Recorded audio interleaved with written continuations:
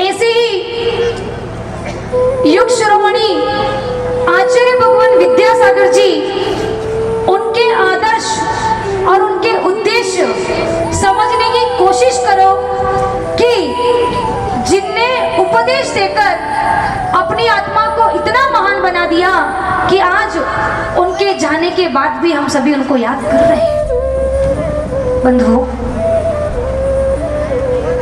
मैंने अपने जीवन में, मुझे याद नहीं, पर जब तक हम समझ रहे हैं मैंने आचार्य भगवान के दर्शन नहीं किए, मेरा पुण्य नहीं होगा। मैंने आचार्य भगवान के दर्शन नहीं किए, मेरा पुण्य नहीं होगा। मैंने छोटे में किए हो तो मुझे याद नहीं है, मुझे स्मरण में नहीं है। पूज्य माता जी ने आचार्य भगवान के दर्शन किए।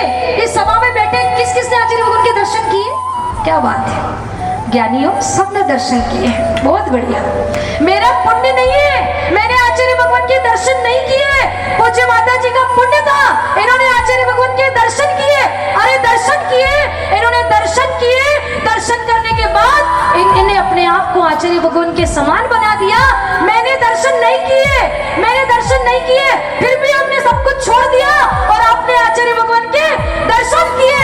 दर्शन किए, फिर भी आपने होटलों में जाना नहीं छोड़ा, फिर भी आपने परिग्रह नहीं छोड़ा, फिर भी आपने राग द्वेष को नहीं छोड़ा।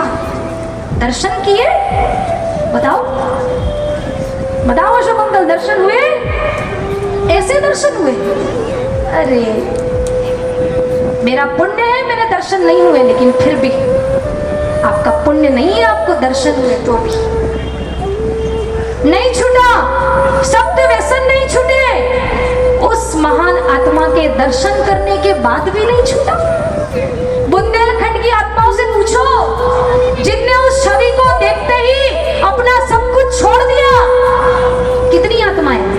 कुंडलपुर के पंचकणक में कितनी 125 कुछ ब्रह्मचारिणी दीदियों ने ब्रह्मचर्य व्रत लिया था, गृहस्थों ने ब्रह्मचर्य व्रत लिया था। पूछो उन आत्माओं से, दर्शन दर्शन होता क्या है? खाली बस कह रहे हो हमने दर्शन किए, हमने दर्शन किए, हमने आहार दिए, और इतना सब कुछ करने के बाद भी आपका कुछ नहीं छूटा।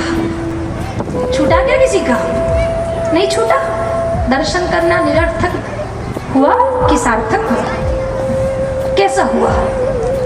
नहीं हुआ। सोचो, आज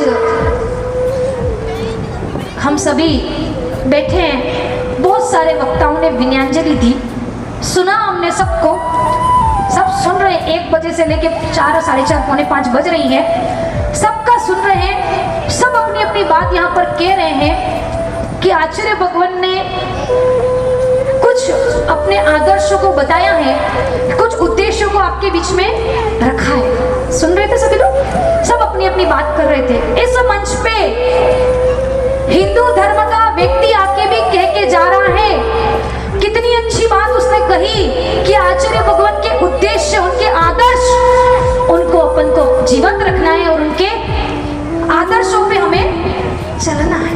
यही बात चल रही थी, सब सुन रहे थे, हाँ हाँ भी कर रहे थे, सब अपनी मुंडी भी हिला रहे थे कि हाँ हमें चलना है। यही मुंडी हिला रहे थे ना कि हमें चलना है। आचार्य भगवान ने कुछ बातें ऐसी कही है कि इंडिया नहीं भारत बोलो। क्यों कहा पंडित जी आचार्य भगवान ने कि इंडिया नहीं भारत बोलो? क्यों कहा? हाँ, भारतीय संस्कृति का गौरव वापस लौटे, इसलिए आचार्य भगवान ने कहा कि भारत की संस्कृति बनी रहे।